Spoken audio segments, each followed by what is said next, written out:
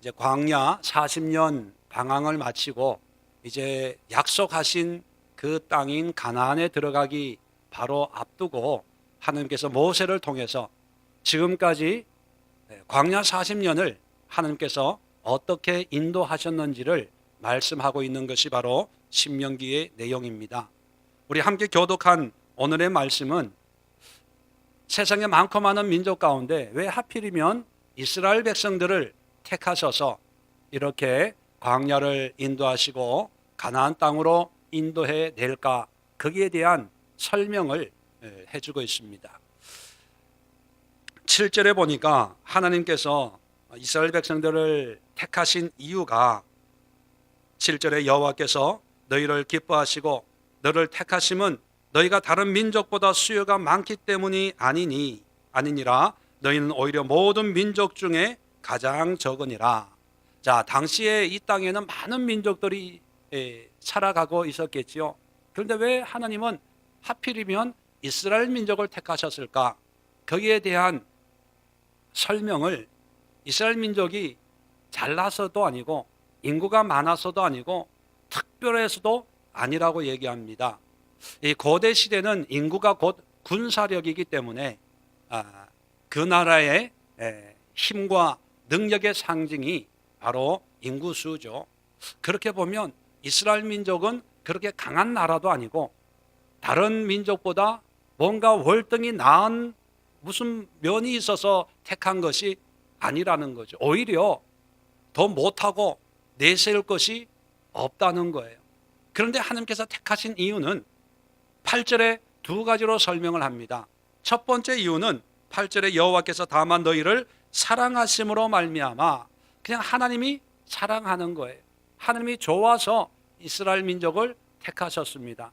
두 번째는 또는 너희 조상들에게 하신 맹세를 지키려 하심으로 말미암아, 조상들과 약속을 했기 때문입니다.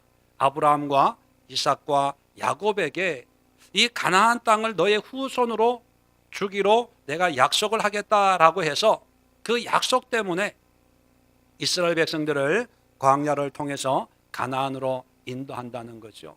그렇게 보면 하나님께서 택하시는 그런 민족이나 그런 사람이나 그런 일꾼들을 보면 세상의 기준으로 볼 때 똑똑하고 지혜롭고 잘생기고 멋있는 사람을 택하는 게 아니고 뭔가 좀 부족한 사람, 뭔가 좀 약한 사람들을 택하시는 그런 경향이 있는 것 같아요.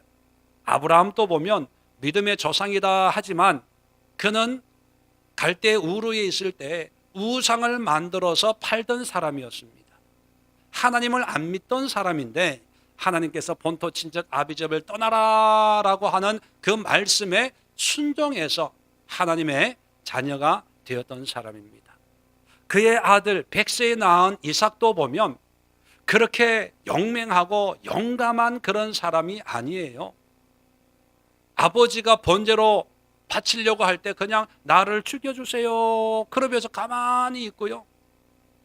우물을 팠는데 다른 사람들이 와가지고 비켜 내 거야 라고 하면 아무 말 못하고 또 옆으로 가서 또 땅을 파서 우물을 파고 또 물이 나오면 사람들이 비켜 이거 내 거로 할래 그러면 힘없이 또 빼앗기고 정말 유약한 그런 사람이 이삭입니다. 그런데 이런 이삭과 약속을 언약을 맺어요. 그의 아들인 야곱은 더하지요. 이름이 뭡니까? 속이는 자, 사기꾼이에요. 장남도 아닌데 장자권도 없는데 사기쳐가지고 장자권을 뺏어요. 그리고 그의 삶을 보면 정말 얄미울 정도로 미울 정도로 교묘하게 음모와 술수에 능한 그런 사람인데 그런데 그런 야곱을 통해서 하나님이 역사를 해요. 이스라엘 민족도 오늘 말씀하고 있는 것처럼 그렇게 대단한 민족이 아닌데 그런데 하나님이 택하시고 다윗, 솔로몬 이 왕정 시대에 가장 이스라엘이 부흥했던 시대가 다윗과 솔로몬 아닙니까? 근데 다윗도 보면 그의 아버지 이새의 눈에는 왕이 될 제목이 아니었던 거예요. 그래서 사무엘이 기름 부으러 사울 왕의 후계자를 삼으러 온다고 할 때, 다윗아 너는 양이나 치고 있어라. 형들이 면접을 봐야지. 너는 내가 볼 때 내 눈에도 너는 왕의 제목이 아니다. 물론 성경에 이런 얘기는 없지만 양을 치고 있을 정도밖에 되지 않는 그런 막둥이 아들이었습니다. 그런데 하나님이 성군 다윗으로 세워주시는 거죠. 지혜의 대명사인 솔로몬도 보면 그의 출생이 정말 부끄러운 배경을 가지고 있지 않습니까? 간음으로 만난 그 우리아의 아내 밧세바의 소생이 바로 솔로몬이거든요. 왕이 될 순번이 아니에요. 그런데 하나님이 왕으로 세우세요. 구약 시대만 그런 것이 아니라 신약 시대 예수님의 제자들 보세요. 세상의 기준으로는 별로 내세울 게 없는 사람들이에요. 그런데 12명을 뽑으셨고, 또 세계 선교를 위해서 바울을 택했는데 세상적으로는 똑똑할지 몰라도 하나님을 핍박했던 사람입니다. 이런 거 저런 거 보면 정말로 별 자랑스러울 것이 없는 사람들을, 그런데 하나님은 택해서 그들을 세우시고 그들을 통해서 하나님이 일을 하는 걸 보면 우리도 희망이 있다. 따라합시다. 나도 가망이 있다. 옆에 있는 분들에게 얘기해 주세요. 한번 쳐다보면서 가망이 있나 없나 한번 객관적으로 한번 보세요. 한번 보세요. 가망이 있는 분만 아멘. 아니 없잖아요.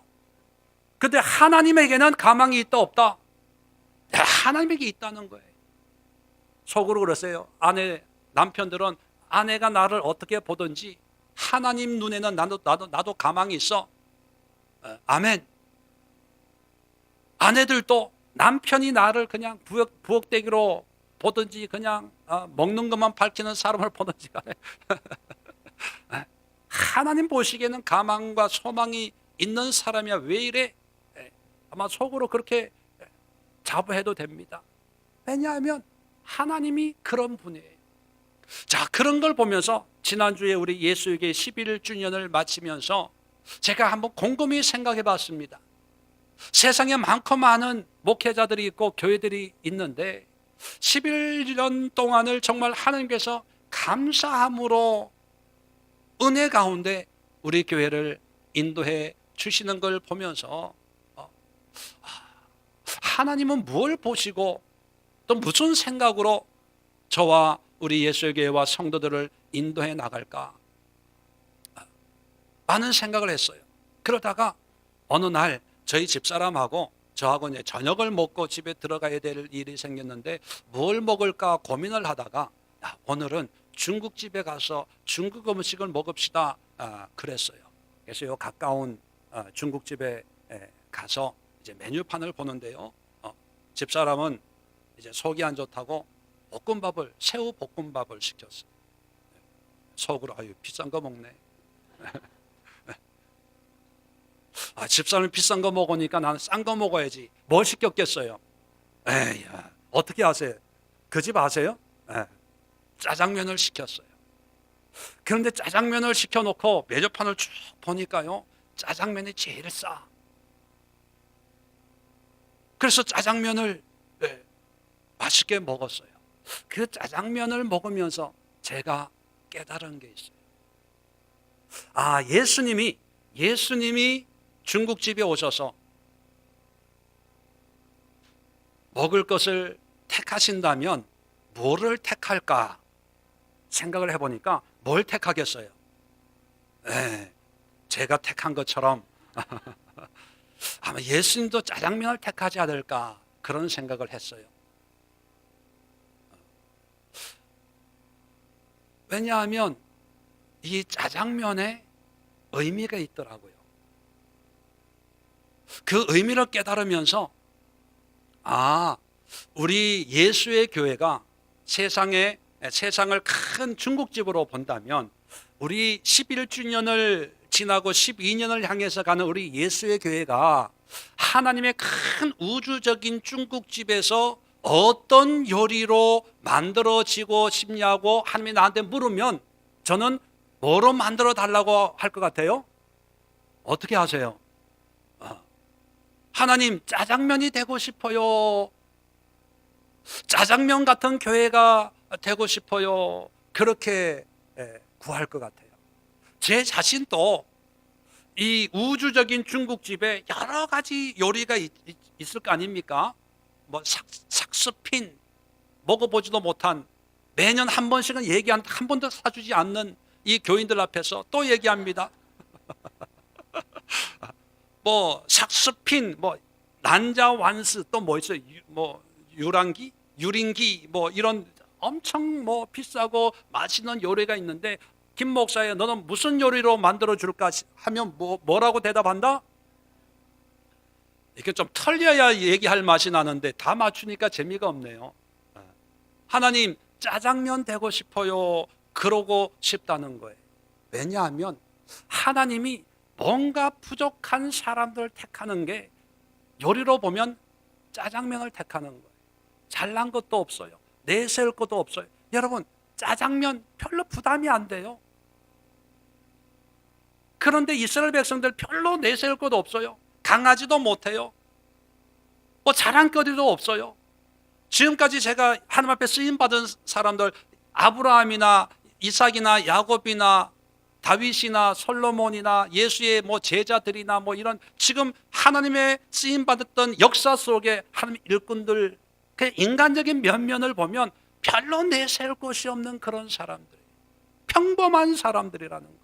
그런데 평범한 사람들을 통해서 비범하게 역사하시는 분이 하나님이라는 거예요. 하나님은 위대한 분이고 하나님은 능력 있는 분이기 때문에 하나님이 쓰실 때는요, 능력 있는 사람을 쓰지 않고 비범한 사람을 쓰지 않아요.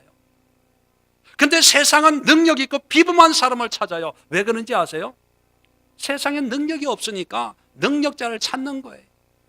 여러분, 취업을 할 때 그 회사 사장이 능력이 없으니까 능력 있는 직원을 찾는 거예요.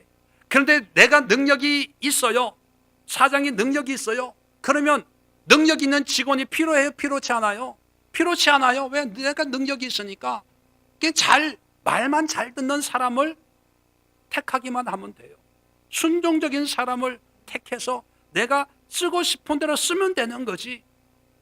뭐 능력, 스펙 뭐 이런 게 필요치가 않는 것처럼 하나님도 뭐 대단한 거, 맛있는 거, 멋있는 거, 비싼 거, 뭐 산의 진미를 원하는 분이 아니더라는 거예요. 왜요? 하나님은 다 가지고 있는 분이에요. 다 가지고 있는 분이 원하는 게 뭐냐? 짜장면 같은 사람, 짜장면 같은 교회, 짜장면 같은 그런 가정을 하나님이 찾으시고 그런 가정을 세우신다는 거예요. 여기에 네 가지 이유가 있습니다. 네 가지. 첫 번째 이유가 뭐냐 하면, 하나님은 스펙을 보는 게 아니라 스토리를 보시는 거예요. 스펙이란 게 뭐예요? 세상의 기준이죠. 우리가 이력 썼을 때 어떤 학교 나오고 어떤 자격증을 가지고 있고 어떤 경험이 있고, 그러면 세상은 그런 경력만 보고 와, 공부 많이 했네, 똑똑하네, 훌륭하네, 이렇게 판단을 합니다. 그래서 고용을 하지요.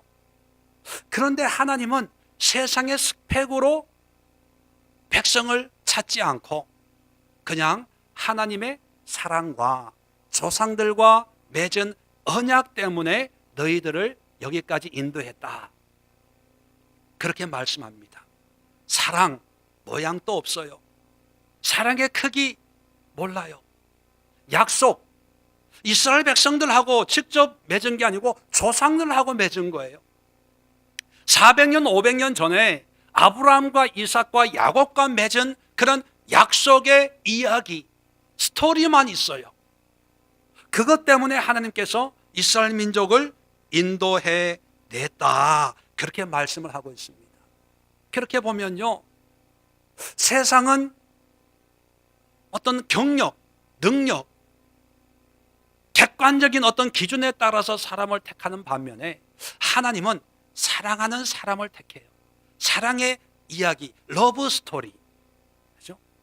그리고 역사를 통해서 조상들과 맺은 하나님의 언약의 이야기, 뭐 은혜 받은 것, 믿음의 모양, 모습, 뭐 이런 스토리가 있는 이런 백성인 이스라엘을 택했다는 거예요. 여러분, 짜장면 하면 뭐가 제일 먼저 생각이 납니까? 역시 먹는 것만 생각나네요. 여러분, 짜장면 하면 추억이 생각나지 않아요?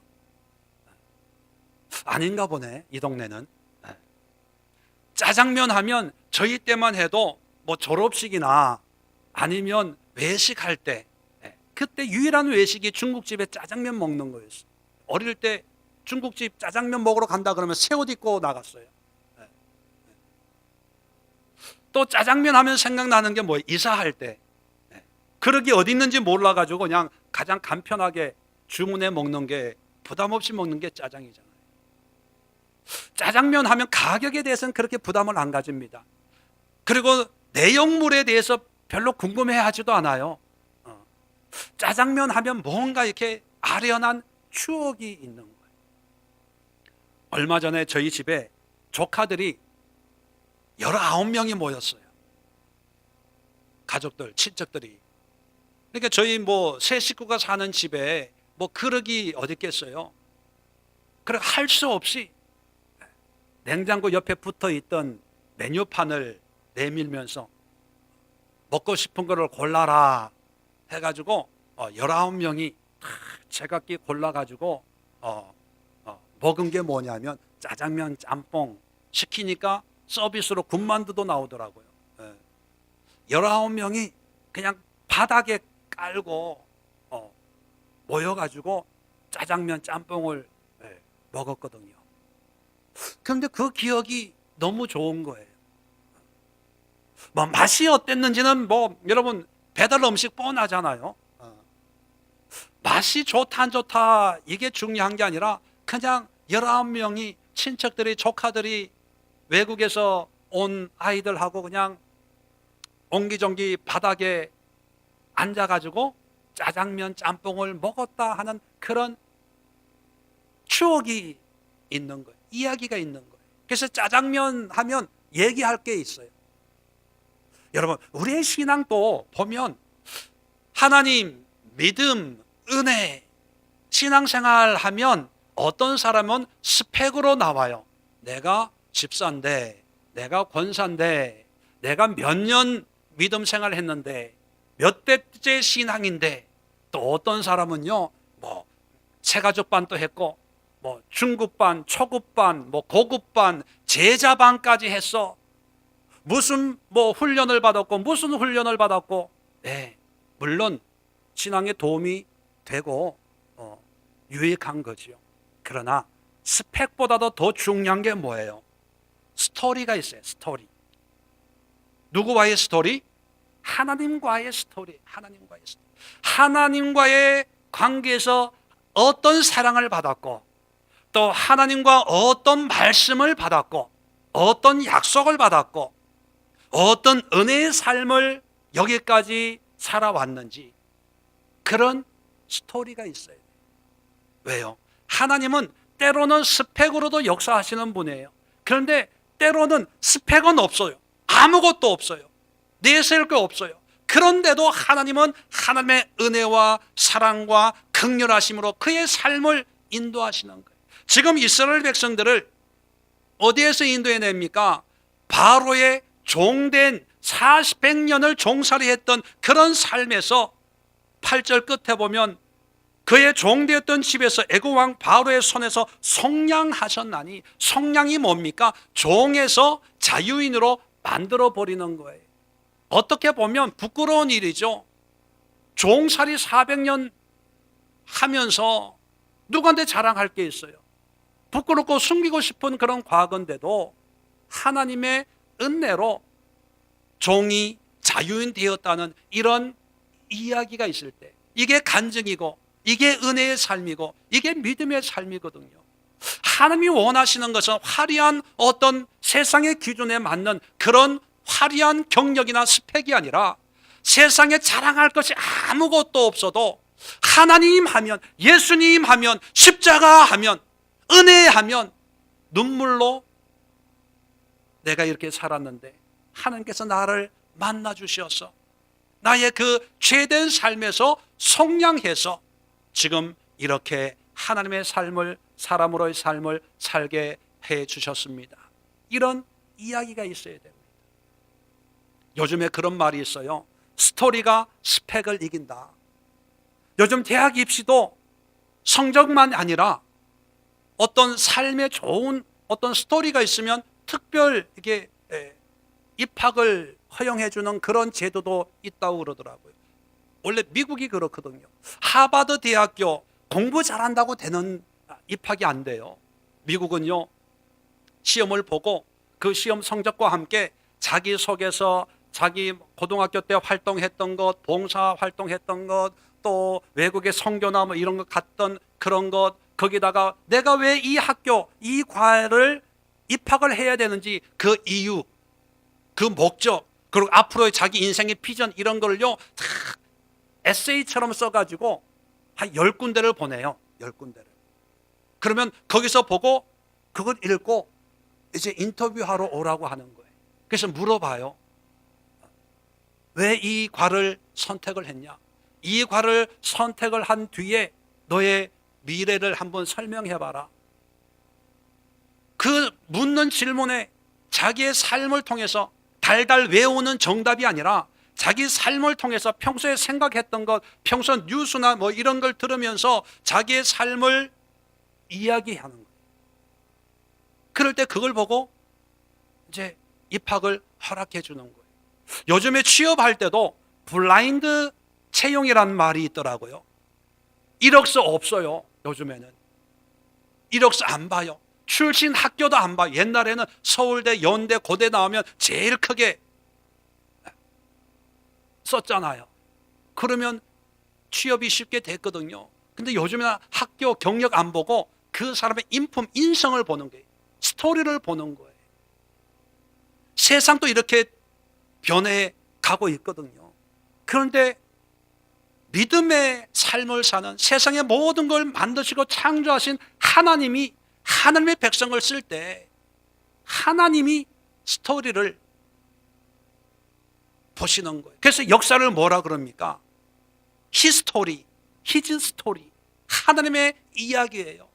하나님이 우리 인생을 인도하시는 모든 이야기들이 역사가 되는 것처럼 우리 믿음의 삶에는 세상에 인정받는 스펙보다 하나님이 기뻐하시는 은혜의 스토리들이 많아야 돼요. 그래서 여러분, 우리 예수의 교회는 뭐 세상에 자랑할 만한 그런 건물, 시설, 시스템, 이름 이런 건 없어도 돼요. 십자가 높이 안 세워도 돼요. 우리 교회가 어디에 있는지 그런 거 굳이 말 안 해도 돼요. 그러나 우리가 반드시 해야 될 것은 뭐냐면, 믿는다면 하나님과 나와의 사이에 사람들에게 얘기해 줄 수 있는 이야기는 있어야 돼요. 그 이야기가 주일 되면 교회 나가요 이런 이야기 말고, 우리 예수교회 내가 집사입니다, 권사입니다 이런 얘기 말고, 내가 이제 신앙생활 경력 30년째입니다 이거 말고, 내가 김포에 있는 교회는 웬만한 교회는 다 다녀봤어요. 그 중에 최고는 예수의 교회던데요. 이런 거 말고, 내가 만난 하나님, 이 하나님이 나를 어떻게 속량해 주셨는지, 어떤 사랑을 베풀었는지, 이런 이야기할 수 있는 그런 신앙의 모습으로 우리가 성장해 나가야 된다는 것입니다. 두 번째,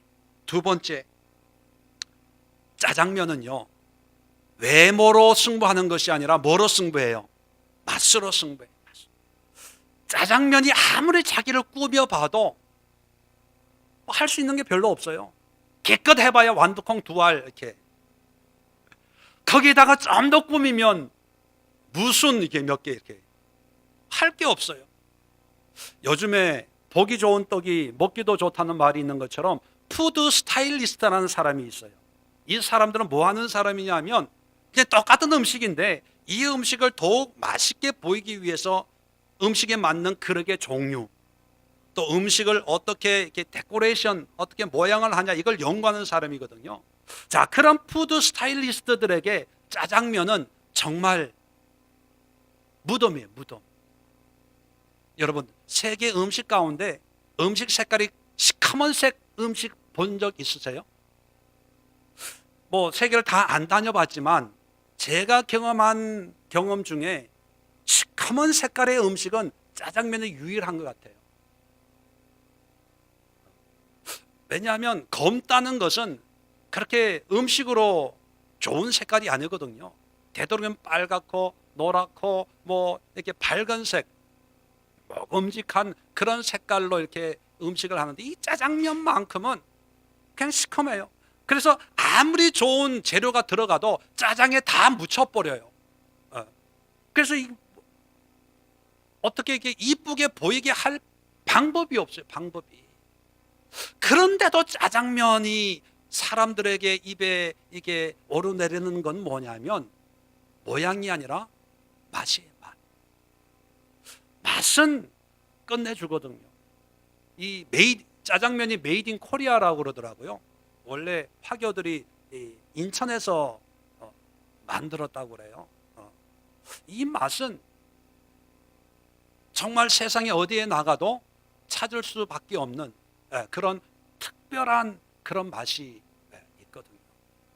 그래서 모양으로, 색깔로 보지 않고 맛으로 짜장면을 먹어요. 우리 신앙도 마찬가지입니다. 여러분, 지금 이스라엘 백성들의 상황이 40년 광야 생활을 마치는 그런 순간입니다. 40년 떠돌이 생활을 한 이 백성들의 외모, 뭐 자랑할 게 있겠어요? 이들이 40년 동안 뭐 배우기를 했습니까? 뭐 경력이 뭐 있겠어요? 그리고 400년 동안 애굽에서 종사를 했으니까 뭐 그 삶이 사람들에게 뭐 존경할 만한 그런 모습이 아니에요. 자, 이런 400년 종살이하고 40년 집도 없는 사람이 전도를 해요. 내가 믿는 하나님 믿어보세요. 너무 좋아요. 그러면 그 하나님 믿을 사람 손 들어보세요. 아마 속으로 그렇게, 나도 그 하나님 믿었다가 400년 종살이하고 40년 집 없이 떠돌이 생활하겠다. 야, 너 나 믿어라. 그러지 않겠어요? 뭐 내세울 게 없는 거예요. 여호와 하나님을 믿고 여기까지 살아왔다고 얘기를 하지만 뭐 내세울 게 없어요. 집이 있는 것도 아니고, 직장이 있는 것도 아니고, 땅이 있는 것도 아니고, 그래서 번듯한 나라가 있는 것도 아니고, 대통령이 있는 것도 아니고, 아무것도 없는데 전도를 해요. 자, 그럴 때 외적인 걸 가지고 전도를 하겠어요? 아니면 신앙의 맛으로 전도를 하겠어요? 네, 신앙의 맛이에요. 그 맛이 뭐예요? 하나님의 사랑으로, 하나님의 언약으로 400년, 70명이 애굽에 갔지만 400년 뒤에 200만이 되고, 그 200만을 통해서 하나님께서 약속하신 약속을 이루기 위해서 여기까지 인도하시는 이런 하나님, 한번 믿어보세요. 한번 만나보세요. 신앙의 맛이 있어요. 신앙의 은혜를 맛보면 그 은혜의 맛이 어떤가를 알아요. 우리는 자꾸 믿음 생활을 어떻게 하려고 하냐면 외적인 것으로 하려고 그래요. 나도 저렇게 좀 기도도 열심히 하고, 나도 저렇게 좀 봉사도 열심히 하고, 그죠? 어떤 권사님처럼 나도 그런데 나는 믿음이 안 자란대. 여러분, 그분들이 가지고 있는 믿음의 정의가 뭔가부터 먼저 물어보고 싶어요. 믿음이 자란다 안 자란다, 물론 여러 가지 의미로 그런 말씀을 하겠지만, 믿음이란 뭐냐 하면 어떤 외적인 모양과 모습이 아니라 신앙의 경험을 하는 거예요. 말씀의 경험이 있는 거예요. 하나님과 나와 사이에서 하나님과 만나는 그런 은혜로운 그런 경험을 하는데, 어떤 사람은 이 경험이 엄청 충격적인 그런 사건처럼 다가올 때가 있고, 어떤 사람은요 세미한 음성으로 다가올 때가 있고, 어떤 사람은 아침 이슬처럼 오는지 안 오는지, 사람마다 다 달라요. 하나님이 나에게 주시는 그런 은혜의 맛을 조금씩 맛보면서 믿음 생활이란 이런 거구나. 그 은혜의 맛으로 신앙생활을 해야 되는데 사람들은 자꾸 외적인 것으로, 외모로 좀 더 그럴듯한 모양과 모습을 갖춰야 된다고 생각을 해요. 저는 교회를 개척할 때 그냥 교실에서 했어요. 교회는 뭔가 이게 십자가 달고 뭐 이렇게 강대상이 있고 뭐 이래야 된다고 생각하지는 않아요. 그런데 한국에 있는 분들은 목사님 이런 데서 어떻게 목회를 해요? 교회를 하려면 이렇게 하고 상가를 얻어서 이렇게 개척을 해야 되는 거 아니에요? 아니, 난 지금 개척하고 있는데 개척을 하지. 그분들의 개척은 이런 그 생각이 있는 거죠. 그런데 하나님 앞에 목회를 하고 신앙생활하고 교회를 하는 것은 꼭 십자가 달아야 되고 꼭 대한예수교회 장로교 아무 뭐 교회 무슨 교회 간판 붙여야 되는 거 저는 아니라고 생각해요. 그냥 믿는 사람들이 집에 모이면 집이 교회가 되는 거고, 학교에서 모이면 학교가 교회가 되는 거고, 상가에서 모이면 상가가 교회가 되는 거고, 공장에서 모이면 공장에서 교회가 되는 거예요. 단지 그런 모임 속에서 뭐를 경험해야 돼요? 하나님의 은혜. 그게 맛이거든요. 그 맛을 경험한 사람들이 모여서 교회가 되고, 또 그런 사람들이 흩어져서 또 전도가 되고 세계 역사가 바뀌어진 거거든요. 우리 교회가 세상에 자랑할 것은 뭐 이런 시설, 이런 프로그램, 뭐 이런 거 그게 아니라 내가 만난 하나님, 내가 우리 예수의 교회를 통해서, 말씀을 통해서, 기도를 통해서, 삶을 통해서 내가 경험한 신앙의 그 맛을 사람들에게 전하는 거예요. 8장을 한번 볼까요? 8장 2절에 보면, 자, 40년 여정을 마친 이 이스라엘 사람들이, 모세가 이런 얘기를 합니다. 내 하나님 여호와께서 이 40년 동안에 내게 광야길을 걷게 하신 것을 기억하라. 이는 너를 낮추시며 너를 시험하사 내 마음이 어떠한지 그 명령을 지키는지 지키지 않는지 알려 하심이라. 너를 낮추시며 너를 줄이게 하시며 또 너를 알지 못하며 내 조상도 알지 못하던 만나를 내게 먹이신 것은 내 조상들도 알지 못하던 사람이 떡으로만 사는 것이 아니요 여호와의 입에서 나오는 모든 말씀으로 사는 줄을 내가 알게 하려 하심이니라. 뭡니까? 40년 여정, 이렇게 힘들었고 이랬고 어려웠고 뭐 불편했고 잠자리가 불편했고 먹는 게 불편했고, 이게 아니라 이런 여정을 통해서 맛본 하나님의 은혜. 여정을 통해서 나를 낮추셨구나. 내가 교만하니까 내 교만을 꺾기 위해서 하나님께서 만나를 먹인 게 진수성찬으로 사는 게 아니라 하나님의 말씀으로 살게 하도록 하기 위해서 이 만나를 주셨구나. 이게 믿음이구나. 이게 은혜구나. 이 맛을 알아, 이 맛을. 우리 예수교회 성도님들이 우리 예수교회를 통해서 신앙생활을 할 때 하나님 안에 있는 이 신령한 은혜의 맛, 기도의 맛, 말씀의 맛, 믿음의 삶의 맛을 마음껏 누리는 미식가들이, 영적인 미식가들이 될 수 있기를 주의 이름으로 축원을 드립니다. 세 번째, 이 이스라엘 민족에게 하나님이 뭐라고 얘기하냐 하면 9절입니다. 그런즉 너는 알라. 오직 내 하나님 여호와는 하나님이시요 신실하신 하나님이시라. 그를 사랑하고 그의 계명을 지키는 자에게는 천대까지 그의 언약을 이행하시며 인애를 베푸시되. 10절입니다. 그를 미워하는 자에게는 당장에 보응하여 멸하시다니 여호와는 자기를 미워하는 자에게 지체하지 아니하시고 당장에 그에게 보응하신다.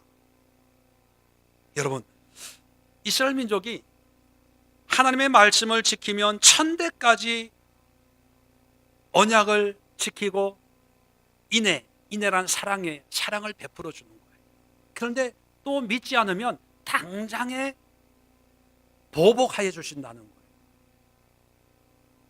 이건 뭐냐면 한 사람이 믿으면 천대까지 놀고 먹어도 될 정도로 복 주시고 안 믿으면 당장 뭐 하나님이 심판한다, 이런 어떤 문자적인 의미라기보다는 그만큼 한 사람의 믿음의 능력이 그만큼 놀랍다는 거예요. 또 한 사람의 불순종이 그만큼 하나님의 진노를 산다는 겁니다. 이걸 통해서 이스라엘 민족의 특별한 어떤 사명을 얘기하는 거예요. 뭐냐 하면 출애굽기 19장 6절에 보면 하나님께서 이스라엘 백성들에 이런 말씀을 합니다. 너희가 내게 대하여 제사장 나라가 되며 거룩한 백성이 되리라. 이스라엘 민족에게 너희는 제사장 나라가 돼야 된대요. 제사장이 뭐 하는 사람입니까? 자기 믿음으로 자기 예배를 드리던 사람이에요? 다른 사람을 예배로 인도하는 사람이에요? 인도하는 사람이에요. 다시 말하면 이스라엘 민족은 이스라엘 민족만 구원받도록 하나님께서 택함 받은 게 아니고 이스라엘 민족이 먼저 하나님의 은혜를 경험하고 이렇게 해야 하나님을 기쁘시게 하는 거구나, 이것이 예배구나라는 것을 깨닫고 그런 다음에 다른 하나님을 알지 못하는 백성들, 민족들에게 하나님을 예배하도록 전도하고 소개하고 인도하는 사명을 받은 나라예요. 그게 제사장 나라예요. 그런데 이스라엘 민족이 그걸 감당해요, 못해요? 못했어요. 그래서 버림받은 거죠. 그래서 예수님이 이 땅에 오셔서 다시 한번 제사장의 사명을 준 사람이 있어요. 누굽니까? 이런 일을 감당하라고 부르신 사람이 누구예요? 바로 우리 믿는 사람이에요. 바로 저와 여러분들이에요. 자, 베드로전서 2장 9절에 보면 너희는 택하신 족속이요 왕같은 제사장들이요 거룩한 나라요 그의 소유가 된 백성이니 이는 너희를 어두운 데서 불러내어 그의 귀한 빛에 들어가게 하신 이의 아름다운 덕을 선포하게 하려 하심이니라. 우리를 왕같은 제사장으로 삼아서 아름다운 덕, 예수님의 십자가의 복음이에요. 이 복음을 안 믿는 자들에게 선포하고 전하는 그런 제사장 직분을 감당하라는 것입니다. 자, 그 얘기는 뭐냐면 이제 우리가 구원을 받았어요. 우리의 구원으로 끝나는 것이 아니라 이제 구원받았다면 구원받지 못한 사람을 구원받도록 예배 드리지 않는 사람이 예배 드리는 예배자가 되도록 우리가 중간 역할을 해야 되는 거예요. 중간 역할. 목회자만 목회하는 것이 아니라 모든 믿는 자들이 저마다의 목회자가 되어야 된다는 거예요. 목사님만 거룩하고 목사님은 주의 종이고 목사님 담임 목사님 천국에 상급이 많을 것 같고 목사님 말씀에 순종해야 되고 이건 다 여러분 다 헛소리예요. 헛소리. 믿지 마세요. 단지 목회자는 말씀을 전하도록 먼저 부름받은 자임에는 분명합니다. 그러나 하나님 앞에 받은 사명은 여러분과 제가 다 똑같아요. 똑같아. 특별한 게 없어요. 다 하나님의 제사장 직분을 감당해야 되는 거예요. 자, 그렇다면 제사장이 잘 세워지면 그를 따르는 사람들이 잘 세워지는 거예요. 반대로 제사장이 잘못 세워지면 그를 따르는 사람들이 잘못 세워지는 거예요. 왜? 바르게 가르치지 못하니까. 자, 그렇다면 여러분 하나님 앞에 믿음의 올바른 한 사람이 세워지면 그가 속해 있는 가정이나 교회나 사회가 바르게 세워질 수가 있는 거예요. 이스라엘 민족을 바르게 세워서 세계를 변화시키려고 했어요. 왜요? 이스라엘이 바르게 세워지면 이들을 통해서 복음이 바르게 전파될 걸 아시니까요. 짜장면 얘기를 비유해서 한번 해볼까요? 중국 식당 음식 중에 짜장면이 제일 싸요. 그리고 제일 만만해요. 부담이 없어요. 싸니까. 중국 음식점의 상징이 뭐예요? 짜장면 아니면 짬뽕. 자, 그래서 여러분 그 집의 짜장면이 진짜 기가 막히게 맛있다. 그러면 다른 음식 안 먹어봐도 어떻게 생각합니까? 맛있다. 왜? 짜장면이 기준이에요. 기준. 다른 거 굳이 안 먹어봐도 짜장면이 맛있으면 다른 음식도 맛있겠다 인정을 해요. 왜냐하면 가장 기본적인 거기 때문에 이 기본이 충실하면 다른 것은 뭐 안 먹어봐도 당연하겠지. 그죠? 그래서 짜장면이 그 집의 수준을 결정해요. 중국집 하시는 분들 얘기도 그래요. 짜장면이 맛이 없으면 다른 것도 맛이 없다고 여겨져요. 그래서 제일 싸지만 제일 신경 쓰는 게 뭐냐면 짜장면이거든요. 짜장면이 대표예요, 대표. 하나님도 이 세계 열방 가운데 대표적인 민족을 뽑는데 잘난 민족을 뽑는 게 아니고 잘 나지 않는, 내세울 것이 없는 이스라엘 민족을 뽑아서 그 이스라엘을 통해서 대표적인 민족으로 삼으려고 했다는 거예요. 자, 그렇다면 같은 맥락에서 이 땅에 수많은 사람들이 있는데 그 중에 하나님이 나를 택했어요. 나를 택한 목적은 뭐예요? 나만 구원받고 나만 천당 가게 만들기 위해서일까요? 나를 통해서 또 다른 사람, 또 다른 믿는 자들을 만들기 위해서 나를 대표자로 뽑았을까요? 나를 대표자로 뽑은 거예요, 대표자로. 여러분 가정의 대표자로 여러분을 택한 거예요. 여러분의 사업장의 대표자로, 믿음의 대표자로 여러분을 택한 거예요. 나아가서 한국교회 대표교회로 어느 교회를 택했어요? 우리 예수교회를 택했어요. 어떤 사람이 저한테 이래요. 목사님, 요즘 한국교회 이래서는 되겠습니까? 큰 교회들, 이런 교회들 이래서 되겠습니까? 돈 자랑하고 명예 자랑하고 감투 자랑하고 이래서 되겠습니까? 이래서 안 돼요. 이래서 안 돼요. 전도가 안 돼요. 막 그래요. 예, 맞아요. 그런 면이 없지 않아 있죠. 그런데 여러분, 우리가 무슨 재주로 이 시대의 교회를 다 바꾸겠습니까? 우리가 무슨 재주로 그 똑똑한 목사님들 다 바꿔가지고 은혜롭게 하나님의 일을 하도록 만들겠습니까? 우리는 기도할 따름이지 그럴 능력이 없어요. 그런데 그렇게 하도록 하기 위해서 어떤 교회를 우리에게 주셨다? 예수의 교회를 주셨어요.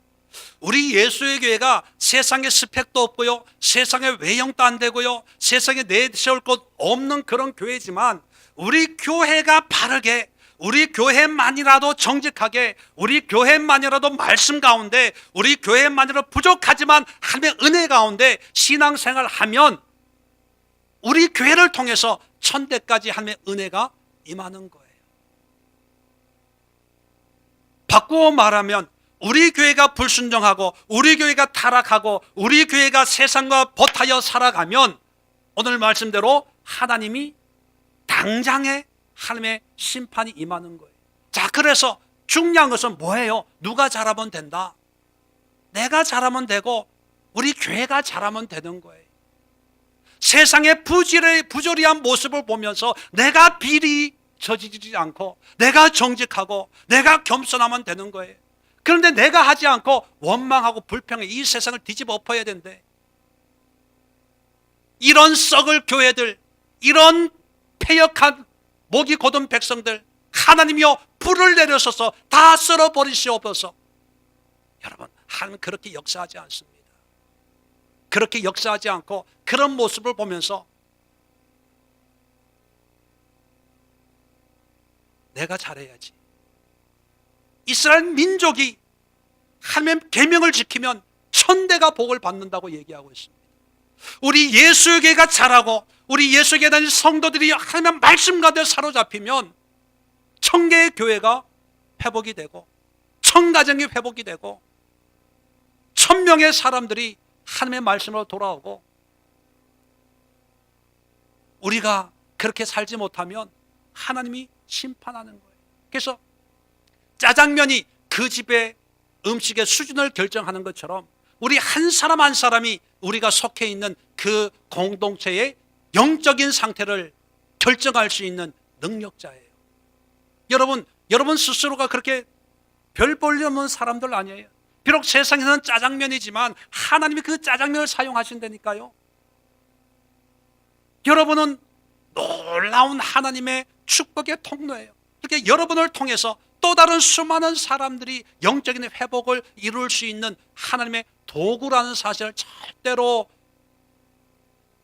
잃어버리지 마십시오. 우리 예수교회가 별로 내세울 게 없어요. 그래도요, 저는 그런 생각을 해요. 우리 예수의 교회가 바르게 신앙생활하는 이것이 한국교회의 미래에 소망을 주는 것이다. 우리 교회가 잘해야 한국교회가 산다. 우리 교회만이라도 늘 교회 개척할 때 그런 생각을 했습니다. 하나님, 한국에 이렇게 많은 교회가 있는데 굳이 내가 여기서 한국에서 또 개척을 해야 되겠습니까? 이민 목회를 하다가 왔는데 다시 미국에 가서 가족도 있는 그 미국에 가서 교회를 해야 되지 않겠습니까? 40일 금식 기도를 했다니까. 40일 금식 기도. 그런데 개척을 했어요. 개척을 하면서 내 마음에는 늘 부담이 뭐냐 하면 많은 교회가 있지만 그래도 예수의 교회 같은 교회는 그래도 하나 있으면 좋겠다라고 하는 그런 교회가 되게 해주세요. 그래, 이런 교회는, 그래, 이렇게 목회하는 교회는 있어도 의미가 있겠네. 뭐 대단하고 큰 일을 뭐 하겠다 그런 게 아니고요. 그냥 많은 교회들이 그렇게 하지만 우리 예수의 교회만큼은 이렇게 목회를 하고 이렇게 교회를 했으면 좋겠습니다. 여러분, 왜냐하면 하나님의 뜻에 합당한 그런 삶이 비록 한 사람이에요. 한 교회예요. 한 가정이에요. 우리가 보기에는 하나지만 그 하나를 하나님이 쓰실 때는 천을 이루고 만을 이룰 수 있다는 거예요. 어제 제가 뉴스를 보는데 감동받은 뉴스가 있어요. 그건 뭐냐 하면 스웨덴의 16살 먹은 학생이 금요일마다 집 앞에서, 학교 앞이니까 집 앞에서 1인 시위를 했어요. 그 1인 시위 제목이 뭐냐 하면 기후 대책을 강구해라, 그거예요. 이 아이가 볼 때 지금 기상 이변이 일어나잖아요. 예측하지 못한 그런 이변이 일어나는데 이것이 다 어른들이 이게 공해나 이런 것 때문에 잘못해가지고 그 어른들 때문에 이제 자기가 힘들어지니까 어른들한테 앞으로 이 기후 대책을 세워서 우리가 잘 살 수 있는 그런 환경으로 돌려놓으세요 하면서 1인 시위를 했어요. 스웨덴에서. 그런데 어제 뉴스에 그 한 아이가 시작한 그 캠페인이 3월 한 달에 전 세계적으로 180만 명의 학생들이 학교 동맹 파업을 했어요. 1800만이 BBC에서 이 스웨덴의 16살 먹은 아이를 세상을 바꾼 10대의 성장을 했어요. 그리고 뭐 뉴스위크 뭐 이런 데서 뭐 세계 영향을 끼치는 뭐 40인 이런 데도 들어가고 한 사람이 전 세계적인 영향을 미친다는 거예요. 이게 나비 효과라는 거예요. 나비 효과. 나비 짓을 하지만 이것이 나중에는 폭풍우가 될 수도 있다는 거예요. 그러니까 한 사람이 가치가 없는 게 아니에요. 한 교회가 가치가 없는 게 아니에요. 큰 교회가 무슨 일을 해야 뭐가 되고 우리 예수의 같은 교회는 몸부림을 쳐도 안 돼, 이게 아니에요. 영적인 세계에서는 한 사람이 세계를 변화시켜. 예수 그리스도 한 분이 세계를 변화시켰잖아요. 마르틴 루터 한 사람이 세계 역사를 변화시켰잖아요. 바울 한 사람이 서양사를 바꿔버렸잖아요. 여러분, 우리 가운데 한 사람이 한국 역사를 바꾸고 한국 교회사를 바꿀 수가 있는 거예요. 우리 예수의 교회가 세계 역사를, 예수의 재림을 앞당길 수 있는 놀라운 역사를 이룰 수 있다는 거예요. 가치가 있어요. 나 혼자라고 외롭다고 생각하지 마세요. 여러분도 이런 긍지를 가지세요. 우리 예수의 교회가 한국교회의 미래의 소망이다. 우리 예수의 교회가 바르게 함으로 하나님의 진노가 늦춰질 거야. 예레미야 5장에 보면 예레미야에게 내가 예루살렘의 길거리로 다니면서 의인 한 사람을 데리고 와라. 그럼 내가 진노를 거둘게. 그 한 사람이 바로 우리가 될 수 있기를 주의 이름으로 축원을 드립니다. 마지막으로 짜장면은요, 짬뽕을 부러워하지 않습니다.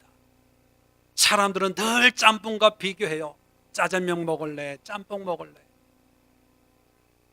짜장면은 싸고 짬뽕은 항상 비싸요. 짜장면 시커먼데 짬뽕은 항상 발그스레하게 하얀 속살을 드러내요. 오징어의 속살을 드러내고 해물이 들어가 있고 대합이 들어가 있고요. 또 얼큰한 국물이 있어요. 항상 비교당해요. 그러나 짜장면은 한 번도 짬뽕을 부러워하고 짬뽕처럼 되고 싶어가지고 뭘 한다든지 짬뽕과 경쟁해서 이겨야지, 가격이라도 높아야지, 그래서 간짜장이 나왔겠지만 짬뽕은요 짬뽕이고 짜장면은 짜장면이에요. 언젠가도 말씀드린 것 같은데 이렇게 맛있는 짜장면이 맛이 없을 때가 언제라고요? 짜장면이 제일 맛없을 때가 언제입니까? 배부를 때? 아니에요. 그래도 짜장면 먹으면 맛있어요. 배가 불러도. 언제냐면 짬뽕 생각날 때. 반대로 짬뽕이 제일 맛없을 때는 짜장면 생각날 때. 아이 참, 짜장면 먹어야 되는데 왜? 짜장면 시켰는데 잘못 나와가지고 짬뽕이 나왔을 때, 억지로 먹어야 될 때. 여러분, 남과 비교하지 않는다는 거예요. 자, 오늘 성경 마지막 절 한번 볼까요? 11절입니다. 그런즉 결론입니다. 너는 오늘 내가 내게 명하는 명령과 규례와 법도를 지켜 행할지니라. 자, 세상 사람들이 너를 조롱하고 비웃고, 야, 너네 신은 너희들 400년 종살이 시키냐? 야, 너희 신은 너희들을 400년 동안 떠돌이 뺑뺑이면 시키냐? 뭐 이래도 하나님의 명령과 규례와 법도를 지키라는 거예요. 남들과 비교하지 말고 남들이 가지고 있는 신과 우리가 믿는 여호와 신을 비교해가지고 저 신이 더 부자인데? 저 신이 더 능력이 있는 것 같은데? 야, 저 신을 믿는 사람들은 더 부자야. 한국의 최고의 부자도 불교 믿는데 나도 불교로 바꿔볼까? 그러지 말라는 거예요. 짜장면 입장에서 표현하면 너는 그냥 짜장면으로 그냥 살아. 시커먼 짜장에다가 면에다가 양파에 감자에 돼지고기 좀 넣어가지고 그냥 그렇게 살아. 그렇게 살아. 남들이 뭐라 그러든 너는 짜장면이야. 그거예요. 이스라엘 백성들에게 가나안 땅에 가서, 가나안 땅에는 또 다른 종교도 있고 문화도 있고 풍습도 있지 않습니까? 중국집으로 말하면 메뉴가 다양해요. 가나안 땅에 가면. 그런데 그 가나안 땅에 가더라도 너는 뭐로 살아라? 짜장면으로 살아라는 거예요. 그래서 짜장면이 가장 행복할 때는 언제냐? 비교하지 않을 때, 다른 걸 부러워하지 않을 때, 그냥 짜장면일 때. 짜장면 2,900원 받는 집도 있어요. 뭐 선전하는 건 절대로 아닙니다. 거기에 비해서 탕수육은 10,000원이 넘어요. 가격으로 비교가 안 돼요. 그래도 짜장면이 가장 짜장면일 때 제일 맛있어요. 우리 그리스도인들도 요즘 보면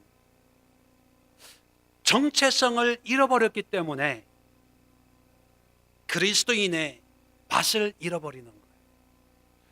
가장 그리스도인다울 때가 언제예요? 세상에 성공하고 어떤 인기를 얻고 유명해지고 부자가 되고 교회가 부흥이 되고 교회를 건축하고 뭐 수천 명이 모일 때, 그게 정말 교회의 모습, 성도의 모습, 크리스찬의 모습일까요? 물론 그렇게 되면 좋지만, 그렇게 되더라도 중요한 건 뭐예요? 그리스도인의 맛이 있어야 돼. 맛이. 그 맛을 잃어버리면 안 돼요. 맛을. 그 맛이 뭡니까? 하나님이 명하시는 명령, 규례, 법도예요. 레시피예요. 레시피. 짬뽕이 부러워가지고 짬뽕의 레시피를 조금 빌려오면 이미 짜장이 아니에요. 짜장의 맛을 잃어버리는 거예요. 짜장이 탕수육 소스를 조금 빌려오면 그냥 퓨전은 될 수 있어요. 퓨전은 될 수 있고 새로운 맛을 줄 수는 있어요. 그런데 짜장의 참맛은 잃어버려요. 우리 그리스도인의 정체성은 뭐냐면 세상이 바뀌고 문화가 바뀌고 역사가 바뀌고 시대가 바뀌어도 그리스도인의 빛과 소금의 역할, 직분, 정체성은 끝까지 유지해야 되는 거예요. 그래서 성경은요, 앞으로 제가 예언의 능력은 없지만 예언하건대 앞으로 1000년이 지나도 이 성경책은 그대로 성경일 거예요. 번역은 좀 있어도요, 이 내용 66권 그대로 있습니다. 왜요? 이게 레시피거든요. 레시피. 이 레시피에서 벗어나면 이게 타락이에요. 세상 사람들은 좀 더 부드러운 맛을 원할 때가 있어요. 세상 사람은 좀 더 매콤한 걸 원할 때가 있어요. 그래서 조미료를 넣고 간을 치고 그 시대 사람들의 입맛에 맞게 자꾸 요구를 해요. 그러다 보면 목회자들은 손님을 유치하기 위해서 사람들의 입맛에 맞게 자꾸 요래. 위로가 필요해요. 예, 하나님 우리의 위로의 하나님입니다. 소망이 필요합니까? 예, 성령 몇 장 몇 절에 보면 하나님 우리의 소망이 하나님이십니다. 돈이 필요해요. 예, 몇 장 몇 절에 보면 하나님께서 구하고 찾는 자에게 누르고 흔들도록 넘치게 부어주시는 축복의 하나님입니다. 요리를 해요. 사람들 좋아하죠. 오, 입맛에 맞아. 바로 이 맛이야, 이 맛이. 내가 필요한 맛이야. 좋아, 위로를 해주니까. 그러면서 점점 그리스도의 입맛을 잃어버려요. 그럴 때 이미 짜장은 짜장이 아닌 거지요. 11년을 지나고 12년을 향해 가는 우리 예수의 교회와 여러분 신앙의 여정을 여기까지 오고 또 앞으로 달려갈 또 우리 예수교회뿐만 아니라 여러분을 이제 다른 교회로 다른 사역지로 다른 곳으로 인도하실 그 하나님의 인도하심 앞에 우리가 어떤 마음가짐을 가지고 신앙생활을 해야 될까? 오늘 4가지를 살펴보았습니다. 오늘 예배 가운데 맛있는 행복한 짜장을 여러분 마음껏 드신 줄로 믿습니다. 짜장이란 말을 내가 몇 번을 했는데요, 이 짜장을 먹으면서 행복한 짜장의 어떤 영적인 의미를 오늘 말씀을 늘 되새기면서 주어진 또 다른 믿음의 여정을 함께 달려가는 우리 믿음의 교우들 다 될 수 있기를 주의 이름으로 축원을 드립니다. 기도합니다. 좋으신 하나님,